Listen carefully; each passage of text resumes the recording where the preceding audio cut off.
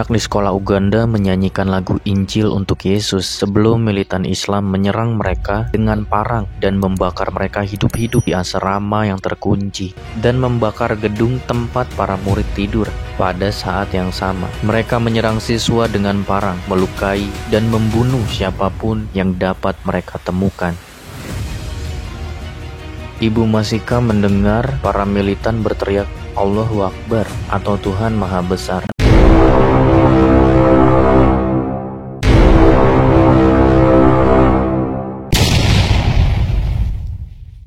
Video berikut. Jangan lupa like, share, subscribe. Metanoia Channel. Salam Bapak Ibu Saudara-saudari yang dikasihi. Tadi saya nonton video dan hati saya sangat sedih ya. Kalau saya di pihak mereka, pasti saya juga sangat susah, sedih sekali lah, sulit sekali lah. Ada orang lagi memuji Tuhan, dibantai habis, dibunuh. Puluhan orang meninggal dunia, yang dibakar hidup-hidup kurang lebih ada 20 orang. Itu masih anak sekolah. Selain dibakar hidup-hidup, saudara, ada juga yang dianiaya, macam-macam lah ya. Kita tonton aja lah ya. Inilah videonya ini. Anak-anak di sekolah Uganda menyanyikan lagu Injil untuk Yesus sebelum militan Islam menyerang mereka dengan parang dan membakar mereka hidup-hidup di asrama yang terkunci. Mary Masika tinggal di seberang sekolah menengah Mpondwe Libubiriha di Mpondwe yang menampung 60 orang asrama. Dia mendengar murid-murid terlibat dalam nyanyian Injil sebelum tidur pada pukul 10 malam pada tanggal 16 Juni. Militan dari Allied Democratic Force memasuki halaman sekolah dan membakar gedung tempat para murid tidur. Pada saat yang sama, mereka menyerang siswa dengan parang, melukai, dan membunuh siapapun yang dapat mereka temukan. Ibu Masika mendengar para militan berteriak Allahu Akbar atau Tuhan Maha Besar dalam bahasa Swahili. Setelah pembantaian selesai, dia mendengarkan salah satu pria bertanya kepada yang lain. Pekerjaannya selesai. Dia berdiri di dekat gerbangnya.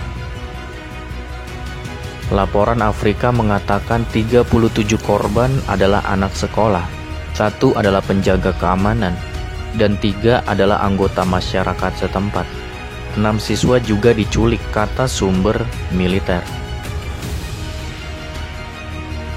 Tim BBC yang mengunjungi lokasi tersebut melaporkan melihat darah kering di tanah dekat asrama putri. Mereka telah dibacok sampai mati dengan parang atau dibunuh dengan peluru saat melarikan diri.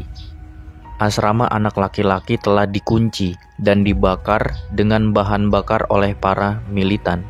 Tempat tidur anak-anak adalah tumpukan jaring kawat dengan bagian tubuh yang terbakar masih menempel di sana.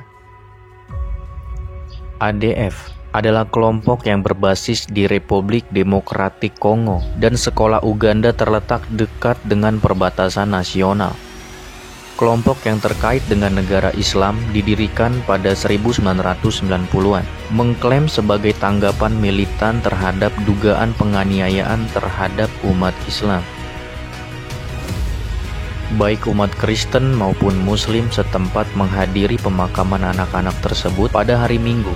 Presiden Yoweri Museveni dari Uganda telah berjanji untuk mengirim lebih banyak tentara ke daerah setempat. Mari kita sebagai anggota tubuh Kristus, kita berdoa bagi saudara-saudari kita di Uganda. Biarlah rahmat dan anugerah Tuhan Yesus Kristus selalu menyertai mereka. Dan bagi saudara-saudara yang ditinggalkan, biarlah Tuhan memberikan kekuatan bagi mereka. Tuhan Yesus Kristus memberkati kita semua. Amin. Nah, saudara Bapak Ibu sekalian, ini perbuatan sangat biadab sekali ya. Ini sudah lebih jahat dari setan menurut saya. Setan aja mungkin nggak sampai sejahat ini ya. Sudah dilarang memuji menyembah Tuhan, terus ditangkap, terus dibakar hidup-hidup, dan tentunya dibakar hidup-hidup ya meninggal lah. 30-an orang lebih ya yang meninggal dunia, rumahnya dibakar, dan yang dianiaya pasti banyak sekali. Ini perbuatan yang sangat jahat sekali ya. Tetapi Alkitab katakan, jangan kau takut, gelisah, cemas, aku menyertai engkau, kata Yesus. Yohanes 16 juga berkata, jangan kau gelisah, takut, gentar, kau akan dianiaya, tapi percayalah, ya kau pasti damai sejahtera karena aku telah lebih dulu menanggungnya, kata Tuhan. Di Lukas juga dikatakan, pikulah salib setiap hari. Dan Alkitab juga mengatakan kita dipanggil bukan hanya untuk percaya tapi untuk menderita, kata Filipi pasal 1 ayat 29. Firman Tuhan juga berkata, kamu akan dibawa ke pemuka-pemuka agama, akan disiksa, bahkan akan dipenjarakan. Tapi kamu jangan takut. Jangan kamu khawatir apa yang kamu ucapkan nanti ketika ditanya. Nanti saat itu juga Roh Kudus akan beritahu kepadamu. Karena itu lewat peristiwa ini justru kita semakin semangat ya. Saya semakin semangat. Kenapa? Istilahnya begini ya. Kalau dalam kami dulu ya, sebelum saya bertobat, itu kalau ada teman kita diganggu dan yang ganggu itu nggak ketemu, kita cari juga itu ya, teman dia tadi yang mengganggu teman kita hajar juga gitu loh. Sekarang teman kita yang seiman diperlakukan seperti itu, tentu kita kan nggak boleh balas dendam. Mereka kan sudah meninggal dunia. Ya kita ambil lagi jiwa-jiwa sebanyak-banyaknya untuk menggantikan jiwa-jiwa yang tadi sudah pulang ke sorga. Itulah yang kami lakukan, saudara. Ya, lihatlah ini videonya. Ini pelayanan di rel kereta. Ini boleh dikatakan ya 80%. Ini dulunya latar belakangnya Bani Kedar Nebayot. Kita baca ya di Yesaya 42 di sini. Ya, ayat 8. Coba Ibu baca ya. Inilah firman Tuhan. Aku ini Tuhan, itulah namaku. Aku tidak akan memberikan kemuliaanku kepada yang lain atau kemasyuranku kepada patung. Tuhan tidak memberikan kemuliaannya kepada yang lain. Terus dia berikan ke siapa? Coba baca, Bu. Yesaya 43-nya. Yesaya 43-nya.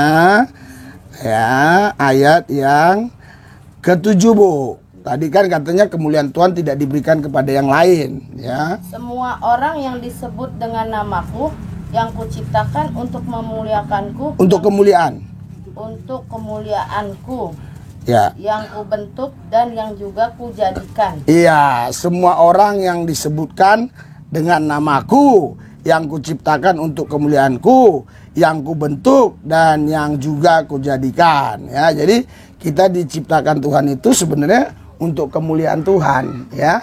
Jadi bukan untuk organisasi, bukan untuk denominasi, bahkan bukan untuk partai, untuk kelompok, bahkan untuk agama apapun. Kita diciptakan itu untuk kemuliaan bagi Tuhan, ya. Supaya apa? Supaya lewat hidup kita orang-orang lain bisa melihat, oh, Tuhan itu baik. Amin. Iya, oh, Tuhan itu penolong. Amin. Oh, Tuhan itu sanggup gitu. Ya. Jadi lewat hidup kita ya, kita bisa rasakan itu ya.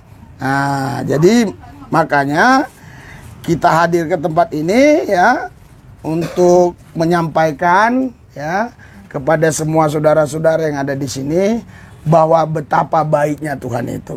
dalam hidup kita ya. Iya, walaupun ya saya dengar ada yang tadi masih Islam nggak ada masalah karena asal dia datang dengan hati yang tulus ya. Dia tidak dipaksa, dia datang dengan hati yang tulus ya. Dia datang kepada Tuhan, pasti Tuhan tolong. Amin. Ya, karena Tuhan nggak pandang bulu ya. Nggak pandang dia, oh ini golongan itu ya, oh ini kelompok ini, oh ini organisasi ini, oh ini enggak. Tuhan nggak pandang itu semua. Tuhan hanya lihat hati kita. Amin.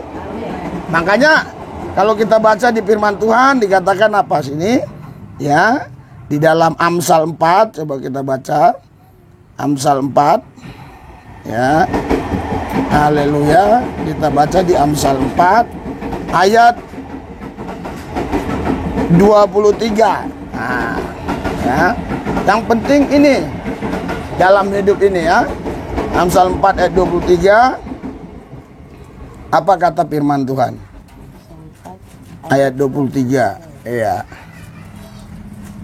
Inilah firman Tuhan. Jagalah hatimu dengan segala kewaspadaan, karena dari situlah terpancar kehidupan. Jadi hati kita dijaga ya. Di sini rumah saya lihat ya, kontrakan kamar-kamar, mungkin ada belasan kamar ya kan. Terus pasti karakternya berbeda-beda ya, sifatnya lain satu sama lain. Terus mungkin ucapannya, intonasi bahasanya, nadanya beda-beda ya. Bahkan mungkin sukunya pun berbeda-beda ya. Bahkan agamanya pun mungkin berbeda-beda.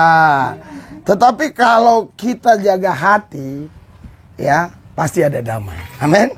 Iya, pasti ada damai. Makanya jagalah hatimu dengan segala kewaspadaan, karena dari situlah terpancar kehidupan. Mereka bisa terima Yesus karena anugerah kasih karunia Tuhan. Dukunglah pelayanan kami, biar semakin banyak jiwa-jiwa yang dimenangkan bagi Tuhan. Kita biar bisa terus melayani mereka, bahkan mengembangkan pelayanan ini dengan membuka cabang-cabang di tempat-tempat yang seperti tadi. Maaf ya, di rumah-rumah kumuh seperti tadi. Dan juga yang di rel-rel kereta, yang di kolong-kolong jembatan, pelayanan kita supaya bisa terus kita layani. Karena melayani ke sana itu kita pakai dana sendiri, biaya sendiri. Dan setelah ibadah pasti mereka kita ajak makan.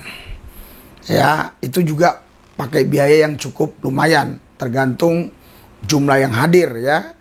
Kalau kali 25.000 aja sebungkus, kalau yang hadir sampai 50 orang sudah berapa, kalau 100 orang sudah berapa kan gitu. Ya, kalau Anda tergerak, oh dari saya 10 bungkus. Nah, berarti berapa itu kali 25.000? Oh saya 2 bungkus, berarti berapa itu ya. Karena nggak mungkin Anda kirim ke saya nasi bungkus. Mungkin saudara di luar kota, bahkan di luar negeri, saudara bisa kirim ya uangnya dan kita belikan nasi bungkus, kita yang mengelolanya. Mari kita doakan teman-teman kita di Uganda ini yang terus dapat aniaya-aniaya seperti ini supaya mereka tetap kuat teguh. Ini berita ini baru, akurat, ini tidak hoax, kita pertanggungjawabkan. Ini bukan berita abal-abal, bukan dari media abal-abal, bukan dari koran abal-abal, bukan wartawan abal-abal ya. Ini memang dari internasional ya.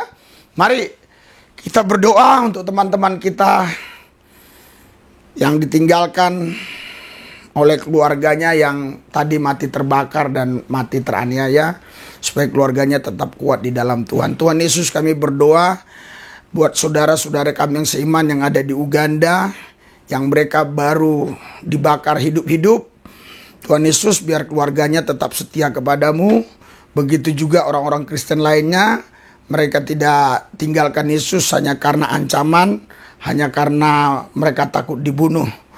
Dan juga kami yang ada di Indonesia, biar kami juga terus membawa jiwa-jiwa kepada Yesus. Berkati yang sudah subscribe, yang belum subscribe, berkati yang sudah mendukung pelayanan penginjilan kami sampai ke pedalaman. Biar Tuhan terus memberikan kepada mereka berkat melimpah dan kesehatan. Dalam Yesus yang kudus kami berdoa mengucap syukur, haleluya, amin.